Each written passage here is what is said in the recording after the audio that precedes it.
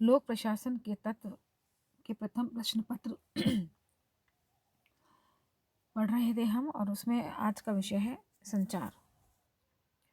बिना संचार या संप्रेषण के आज के युग में मानव जीवन की कल्पना करना भी असंभव है। फ्रेड लुथांस का कहना है कि मानव जीवन के 3/4 सक्रिय भाग में संचार का प्रयोग होता है। संचार शब्द जितना लोकप्रिय जाना पहचाना है, उसकी तुलना में इसकी सर्वमान्य सर्वांगीण परिभाषा अभी तक विकसित नहीं हुई है। आर्थर टीड ने संचार वो प्रक्रिया है जिसमें एक व्यक्ति अपने विचार और भावनाएं दूसरों तक पहुंचाता है।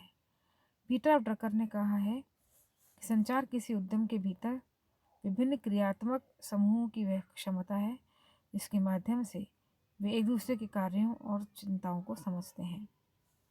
हर्बर्ट साइमन ने संचार को एक ऐसी प्रक्रिया के रूप में परिभाषित किया है जिसके द्वारा संगठन में निर्णयों को एक सदस्य से दूसरे सदस्य तक पहुंचाया जाता है। इस प्रकार कहा जा सकता है कि संचार एक अनवरत प्रक्रिया है, किसी तथ्य, सूचना या भावना को एक स्थान या व्यक्ति से दूसरे स्थान तक प्रेषित करने की प्रक्रिया से प्रत्येक सूचना, माध्यम, प्राप्तकर्ता, प्रत्युत्तर आदि इससे युक्त है। आधुनिक संगठनों में संचार की आवश्यकता और महत्व इस प्रकार है। इससे गतिशीलता और जीवंत वातावरण बना रहता है। निर्णय लेने या समस्याओं के समाधान के लिए आवश्यक तथ्य, सूचनाएं और आंकड़े संचार के माध्यम से ही एकत्र होते हैं। संतुलन, नियंत्रण, समन्वय, नियोजन, एकीकरण हेतु संचार एक सशक्त उपकरण है। संगठन के आंतरिक कार्यकलाप, बाहरी संगठनों से उनके संपर्क, संसाधनों से एकत्रण और सदुपयोग, उत्पादन, सेवाओं की गुणवत्ता बढ़ाने में संचार आवश्यक है। संचार व्यवस्था के अभाव में संगठन के उद्देश्यों की प्राप्ति करना असंभव है। कार्मिकों में अभिप्रेरणा, प्रोत्साहन और मनोबल यह दंड के प्रति भय उत्पन्न करने और संपूर्ण संगठन की व्यवस्था का अनुशासन बनाए रखने के लिए स्थूल रूप से संचार निम्न कार्यों को करता है: सूचना, अभिप्रेरणा, भावनात्मक अभिव्यक्ति और नियंत्रण।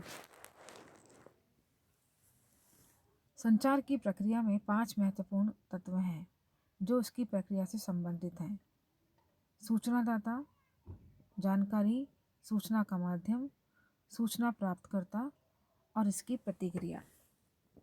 संचार प्रक्रियाओं में इसके महत्वपूर्ण आयामों को ध्यान में रखा जाता है, जैसे क्या कहना है, किसे कहना है, क्यों कहना है, कब कहना है, कैसे कहना है और कहाँ कहना है। संचार के प्रकार: माध्यम के आधार पर मौखिक संचार और लिखित संचार और प्रतीकात्मक संचार। मौखिक संचार उसे कहते हैं जब सूचना का संचारण बोलने और सुनने की विधि से होता है। दूसरा, लिखित संचार, जब सूचना को लिखित रूप में दूसरों तक पहुंचाया जाता है।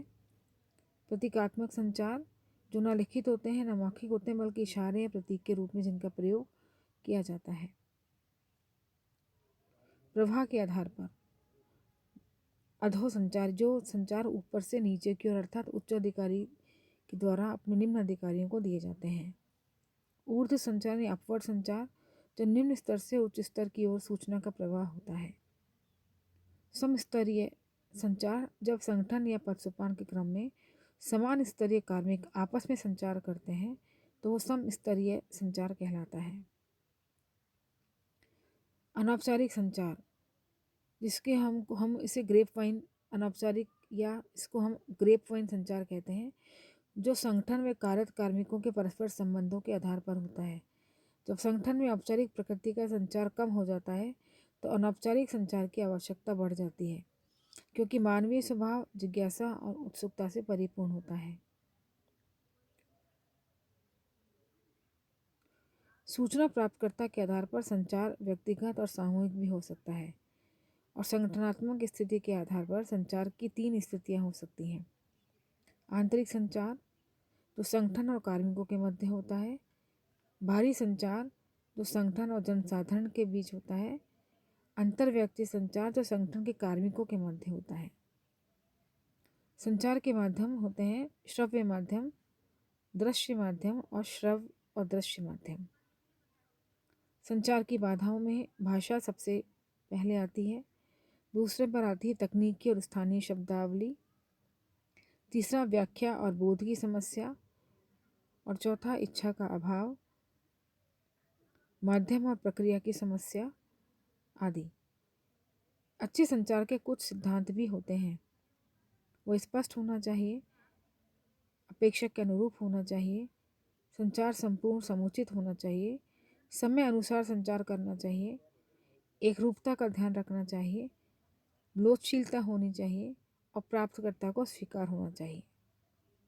टेरी ने प्रभावी संचार के 8 सुझाव दिए हैं। संचार के संबंध में संप्रेषण को संपूर्ण जानकारी एकत्र करनी चाहिए, परस्पर विश्वास उत्पन्न रहना चाहिए, अनुभव के समान आधार की खोज करनी चाहिए, ऐसे शब्दों का प्रयोग करना चाहिए जो आपस में सभी जानते हों, प्रसंग को ध्यान रखा जाए, सूचना प्राप्तकर्ता का ध्यान आकर्षित करना, उदाहरणों और दृश्य साधनों को काम में लेना और विलंबकारी प्रतिक्रियाओं पर का व्यवहार करना चाहिए।